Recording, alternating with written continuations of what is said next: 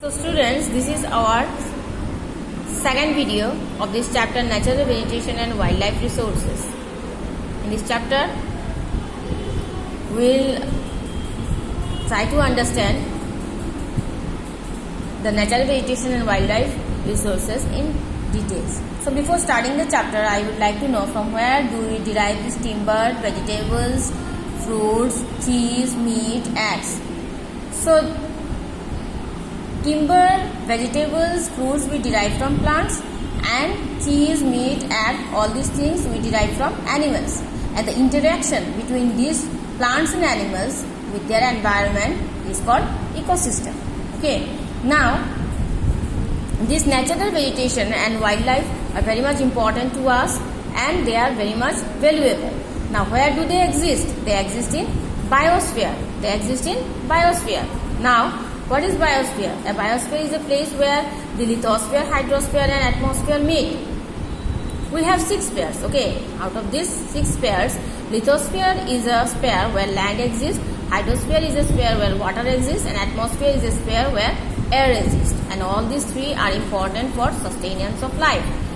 So, when lithosphere, hydrosphere and atmosphere interact, they form biosphere. So, biosphere is a sphere where life forms.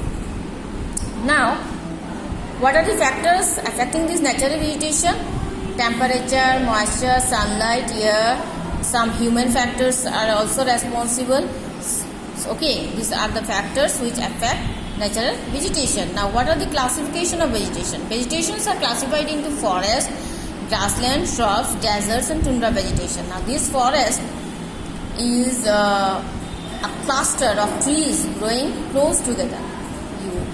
I think you already know what are called forests. Then these forests are divided into 2 parts, evergreen forest and deciduous forest. Okay, evergreen forest are the forests in which trees do not shed their leaves in any particular season. Okay, the forest remain green throughout the year and so it is called evergreen forest. These evergreen forests are subdivided into 4 parts. Tropical evergreen forest, then we have temperate evergreen forest, then coniferous forest, then we have Mediterranean forest. Details you can go through the chapter 130, you will find there. Now, deciduous forest derived its name from the fact that the trees found here shed their leaves during a particular time. Okay, they do not shed their leaves throughout the year. Okay, they need a particular time of the year and usually it is dry season. Now, these deciduous forests are divided into 2 groups, tropical deciduous forest and temperate deciduous forest. Now, what is forest fire? Forest fires, we can say, are uncontrolled fire occur in the nature. These forest fires are also called wildfire, bush fires, then grass fire, etc. According to the vegetation it damages. Next, let us know the causes of this forest fire. Some are natural and some are man-made. Okay, natural forest fire occurs naturally due to less rainfall, and with that when a stormy weather accompanies that, naturally fire occurs in forest. And some man-made causes are like when a cigarette that is not properly extinguished is thrown in the forest, then fallen power lines, then sparks from trees, then sparks from tools and forestry machines. All these are man-made causes of forest fire. Then we have 2 effects. One is negative and another is positive. Negative effects is that when forest fire occurs, we lose many valuable forest resources like timber, then destruction of landscape, then extinction of many animals and plants and soil erosion. Okay, and this smoke also cause breathing problems. Then positive effects are that forest fires sometimes clear up the forest of dead and decaying matter and help to maintain balance in the ecosystem. It clears build up vegetation and helps in germination of seeds. Now, how can we prevent and control these forest fires? Here in page number 132, you will find some points which are very much easy to understand. you can go through this. Next, what is grasslands? Grasslands are tall grasses covering wide stretches of land are called grassland. Here you can see the picture. These are called grassland, tropical grassland in Tanzania. Okay. Now these grasslands are classified into two types, tropical and temperate grasslands. Now what is shrubs? You can see here it is temperate grassland, and you can see here it is tropical grassland. Two pictures are there in your book. You can see that. Now shrubs in areas with very high and low temperature and less rainfall. Shrubs are only found in that particular region. Normally they grow in hot deserts and cold tundra regions. Okay. So you can see the picture. These are called shrubs, and they are found in hot deserts and cold tundra regions. Okay, you can see the pictures.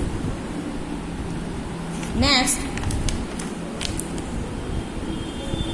we have natural vegetation in India. So, natural vegetation in India differs or varies depending on the climate on different region. Okay, now in page number 134, you will find a table where you can find the type, rainfall, location and vegetation. Okay, you will find another table in 135. Okay, here you can find what are the type of vegetation, amount of rainfall, then location, then vegetation. You can go through this. Again, our next point is conservation of natural vegetation. As these natural vegetation are very important to human beings, so we should try to conserve this natural vegetation. How can we conserve? By planting more trees, then declaring cutting or destroying of trees and illegal activity, then protect forest from forest fires, then overgrazing by animals should be prohibited. Then we have to encourage social forestry department, where participation of local people in planting and protecting trees for their environment, and ultimately it benefits the society. Now this was all about natural vegetation. Now we will understand how the wildlife are distributed in different parts of the earth. Here, to understand this, you will find 136 page number and 137. Here you will find Africa, North America, South America, Europe, Asia, Australia, Antarctica. Here you will find the animals or wild animals which are found in these areas. Okay. Next is how to conserve this wildlife. So, a number of ways can be adopted to conserve the wildlife. Strict laws should be made against hunting of animals and killing of birds. Okay, the government should make strict laws. Then trading in animal products like hide, skin, horns, etc. should be declared illegal. Okay, then awareness among people to conserve forest and wildlife should be increased, as both these two are important to human beings. Then school children should be encouraged to participate in programs related to conservation of life. Okay, school should adopt necessary programs or adopt necessary measures to aware the school children how these wildlife are important to us. The national parks, wildlife sanctuaries, biosphere reserves for protection of wildlife should be developed. Okay, so all these were about the natural vegetation and wildlife resources of this chapter. Thank you.